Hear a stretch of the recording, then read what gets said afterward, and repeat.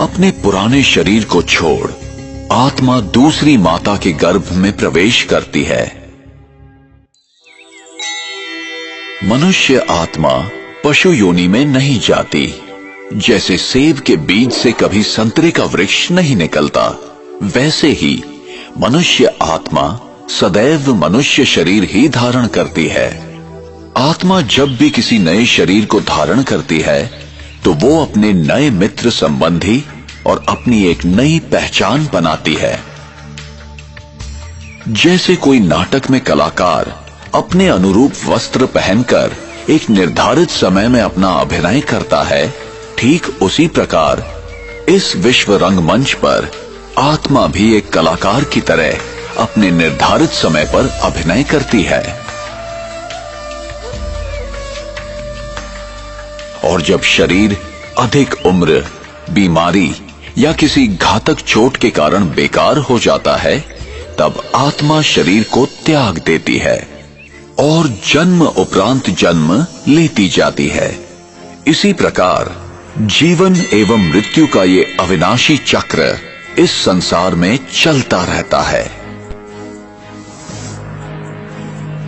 विश्व नाटक अथवा विश्व इतिहास और कुछ नहीं बल्कि सभी आत्माओं का एकत्रित खेल है।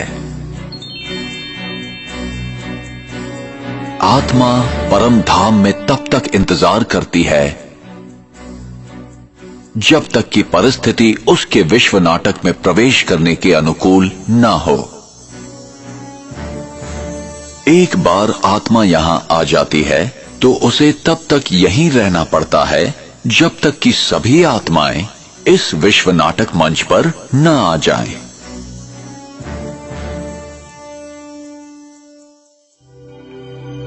कर्म के सिद्धांत मनुष्य मात्र के अस्तित्व को बनाए रखने के लिए होते हैं। हमें कर्म का फल मिलता ही है, यही कर्म का नियम है अथवा क्रिया व प्रतिक्रिया का सिद्धांत। ये कैसे निर्धारित होता है कि कौन सी आत्मा किस गर्भ में और विश्व के किस कोने में जन्म लेगी, नर या नारी, किस रूप में? ऐसे अनेक प्रश्न हमें विवश करते हैं सही उत्तर की खोज के लिए। हम यहां क्यों हैं? मैंने यहां जन्म लिया और उसने वहां क्यों? मैं इस प्रकार का हूं और वो उस प्रकार का क्यों है? ये चीजें इस प्रकार क्यों हैं? क्या कोई ऐसा लिख देता है कि इसे ऐसा ही होना चाहिए? हमें कर्म का फल मिलता ही है, चाहे इस जन्म में या किसी भी जन्म में, और उत्तर सिर्फ इसी अविनाशी सत्य में निहित है। जो मैं करता हूं उसी अनुसार पाता हूं।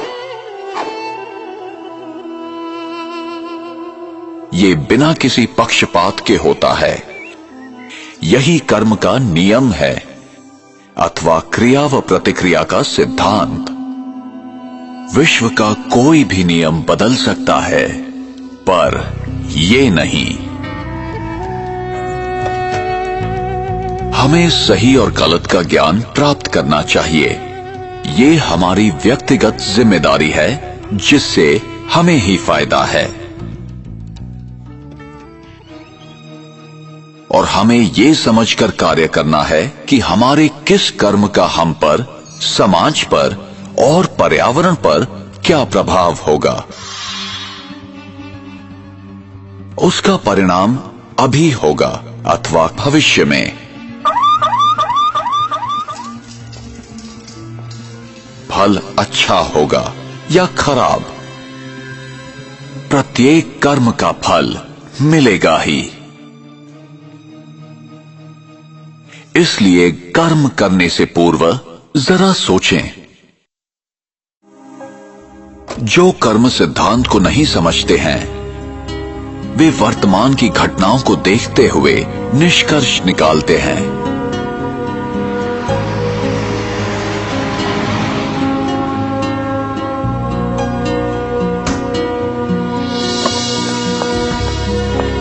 वे नहीं जानते कि भविष्य में क्या होने वाला है। उन्हें दृश्य के बदलने तक प्रतीक्षा करनी चाहिए। कैमरास कैमरास कैमरास, तो चेहरे पे fresh look important part of fitness. In a shocking incident today, British Airways flight BA582 from Mumbai to Manchester. प्रत्येक घटना के पीछे कोई न कोई कारण विद्यमान होता है। यही कर्म का नियम है।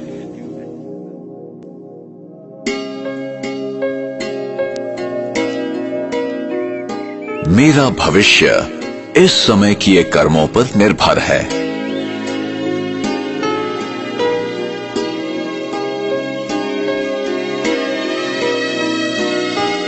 इसलिए गलत तथा श्रेष्ठ कर्मों की कलम से हम अपनी भविष्य जीवन की कहानी लिखते हैं।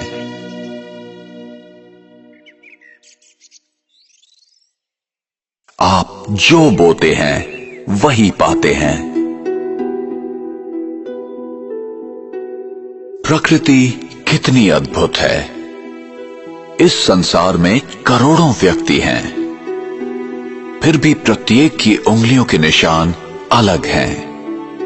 कोई भी दो डीएनए एक जैसे नहीं हैं। हम देखते हैं कि कोई भी दो व्यक्ति एक जैसे नहीं हैं। ये ऐसा इसलिए है कि कोई भी दो आत्माएं एक जैसी नहीं हैं। उनमें सिर्फ इतनी ही समानता है कि दोनों एक अविनाशी ज्योति बिंदु हैं। हम प्रत्येक व्यक्ति के व्यवहार में, तौर तरीके में, सोच में, रहन सहन में अंतर देखते हैं। संक्षेप में प्रत्येक आत्मा का व्यक्तित्व भिन्न है। इसलिए मैं अपने आप में विशिष्ट हूं। मैं किसी से कम नहीं हूं या किसी से बड़ा नहीं हूं। जब मैं महसूस करता हूं कि मैं संसार में अद्वितीय हूं, मैं यहां अपना एक विशेष किरदार निभाने और जिम्मेदारी पूर्ण करने आया हूं, तो मैं अपना भविष्य गढ़ सकता हूं। मैं आत्मा, अति सूक्ष्म दिव्य ज्योति बिंदु हूं। ये शरीर और संसार जिसमें मैं रहता हूं, एक दूसरे से सूक्ष्म, भावनात्मक एवं अदृश्य संबंध में जुड़े हुए हैं। मेरा प्रत्येक विचार, आचरण और कार्य मुझे और सारे विश्व को प्रभावित करता है। मानवीय संवेदनाएं प्रकृति और अन्य प्राणियों पर भी प्रभाव डालती हैं, बल्कि उनमें भावनात्मक बंधन है। अतः संसार में सभी के प्रति शुभ एवं कल्याणकारी भावनाओं का वितरण करना हमारा कर्तव्य हो जाता है।